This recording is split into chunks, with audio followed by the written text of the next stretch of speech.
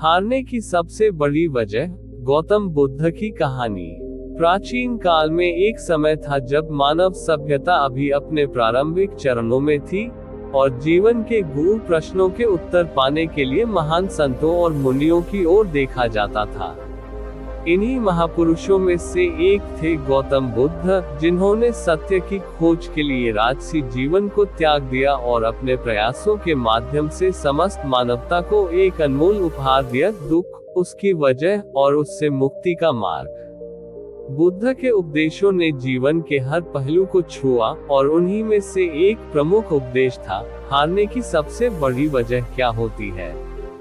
इस कहानी में हम बुद्ध की शिक्षाओं के माध्यम से जानने का प्रयास करेंगे कि हार का असली कारण क्या है और हम कैसे अपनी गलतियों से सीख सकते हैं। कहानी की शुरुआत, गौतम बुद्ध अपने शिष्यों के साथ घूमते हुए एक छोटे से गांव में पहुंचे। उस गांव में लोग साधारण जीवन जीते थे और दिन प्रतिदिन के संघर्षों में लिप्त रहते थे। बुद्ध के आगमन से गांव में उत्साह की लहर दौड़ गई और लोग उनसे मार्गदर्शन प्राप्त करने के लिए एकत्र हुए। बुद्ध ने गांव के लोगों को बुलाया और एक छोटे से बगीचे में बैठकर उपदेश देने लगे।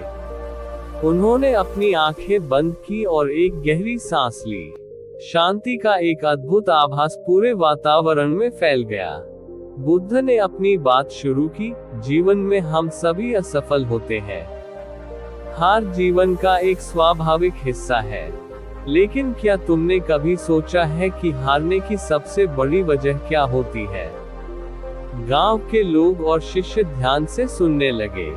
उनमें से एक शिष्य ने उत्सुकतावश पूछा, भगवान, क्या ये हमारे भाग्य की कमी है जो हमें हार का सामना कराती है। बुद्ध ने मुस्कुराते हुए उत्तर दिया, भाग्य का अपना स्थान है, लेकिन हमारी हार की सबसे बड़ी वजह हमारे भीतर छिपी होती है, और वह वजह है अज्ञानता। बुद्ध का दृष्टांत, 3 मछलियों की कहानी। बुद्ध ने एक उदाहरण दिया, एक बार 3 मछलियां एक नदी के किनारे रहती थीं। उनमें से एक मछली का नाम प्रज्ञा था, जो बुद्धिमान थी और भविष्य को समझने की क्षमता रखती थी। दूसरी मछली का नाम अविचार था, जो आलसी थी और वर्तमान में ही जीवन जीने में विश्वास करती थी। तीसरी मछली का नाम अज्ञान था, जो न तो भविष्य के बारे में सोचती थी और न ही वर्तमान को समझती थी। एक दिन एक मछुआरा उस नदी के किनारे आया और उसने अपनी जाल फेंकी। प्रज्ञा ने मछुआरे को देखते ही तुरंत निर्णय लिया कि उसे इस जगह से दूर जाना चाहिए। उसने अपनी बुद्धिमानी का प्रयोग किया और नदी की गहराइयों में चली गई, जहां मछुआरे का जाल नहीं पहुंच सकता था। अविचार ने सोचा कि वह बाद में कुछ करेगी और अभी मछुआरे के जाल के पास ही तैरती रही। जब जाल उसके पास पहुंचा तो उसे कोई उपाय नहीं सूझा और वह जाल में फंस गई। अज्ञान ने मछुआरे को देखा भी नहीं और न ही उसने जाल की परवाह की। वो बस अपनी मस्ती में तैरती रही और अंत में वह भी जाल में फंस गई। बुद्ध ने ये कहानी सुनाने के बाद कहा, अज्ञान और अविचार के कारण ही हम हारते हैं। जो व्यक्ति वर्तमान को नहीं समझता और भविष्य के लिए तैयार नहीं होता, वह जीवन में हार का सामना करता है। एक युवा की जिज्ञासा। उसी गांव में एक युवा लड़का था जो बुद्ध की बातों से बहुत प्रभावित हुआ, लेकिन उसके मन में एक प्रश्न उठा जिसे वह समझ नहीं पा रहा था। वह बुद्ध के पास गया और पूछा, भगवान, यदि अज्ञानता हमारी हार की वजह है, तो हम इस अज्ञानता से कैसे बच सकते हैं? कैसे हम अपने जीवन में हमेशा सही निर्णय ले सकते हैं? बुद्ध ने शांत स्वर में उत्तर दिया, अज्ञानता से बचने का एकमात्र उपाय है जागरूकता। जब तुम अपने हर कार्य में पूरी तरह से उपस्थित होते हो, जब तुम अपने विचारों, भावनाओं और कार्यों का विश्लेषण करते हो, तब तुम अज्ञानता के जाल से बच सकते हो। बुद्ध का जीवन से संबंधित उपदेश। बुद्ध ने आगे कहा, जीवन में हर व्यक्ति को कभी न कभी असफलता का सामना करना पड़ता है, लेकिन जो लोग अपनी असफलताओं से सीखते हैं वे ही अंततः सफल होते हैं।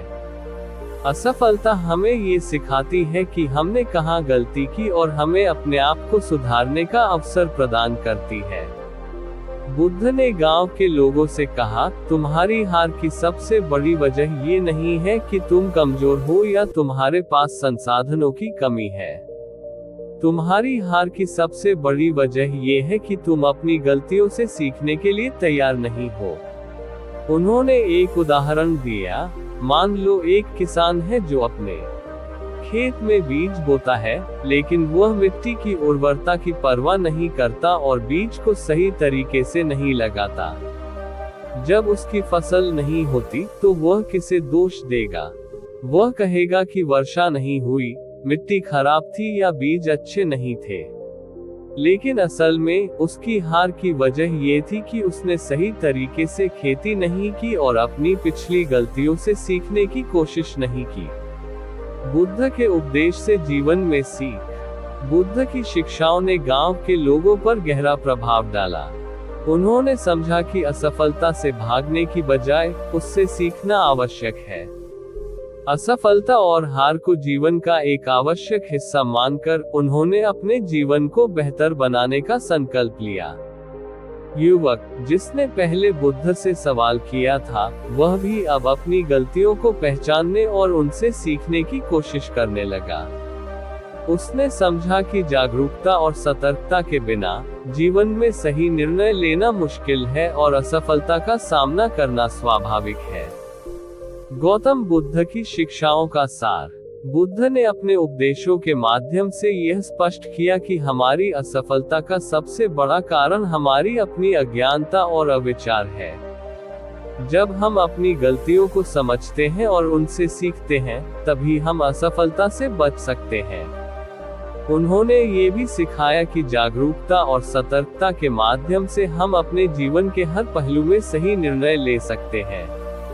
यदि हम अपने कार्यों और विचारों के प्रति सजग रहते हैं, तो हम अज्ञानता के जाल से बच सकते हैं और जीवन में सफलता प्राप्त कर सकते हैं। उपसंहार। गौतम बुद्ध की यह कहानी और उनके उपदेश हमें ये सिखाते हैं कि जीवन में असफलता और हार का सामना करना स्वाभाविक है, लेकिन ये भी जरूरी है कि हम अपनी गलतियों से सीखें और आगे बढ़ें। असफलता को एक अवसर के रूप में देखना चाहिए, जहां से हम खुद को सुधार सकते हैं और अपने जीवन को बेहतर बना सकते हैं। इस कहानी का संदेश आज भी उतना ही प्रासंगिक है जितना बुद्ध के समय में था। जब हम अपनी गलतियों को स्वीकार करते हैं और उनसे सीखते हैं, तभी हम अपने जीवन में सही मार्ग पर चल सकते हैं और असफलताओं को पीछे छोड़ सकते हैं। इस प्रकार हारने की सबसे बड़ी वजह अज्ञानता और अविचार है। यदि हम अपनी गलतियों से सीखते हैं और जागरूक रहते हैं, तो हम जीवन में कभी भी हार का सामना नहीं करेंगे, बल्कि हर असफलता से और मजबूत होकर उभरेंगे।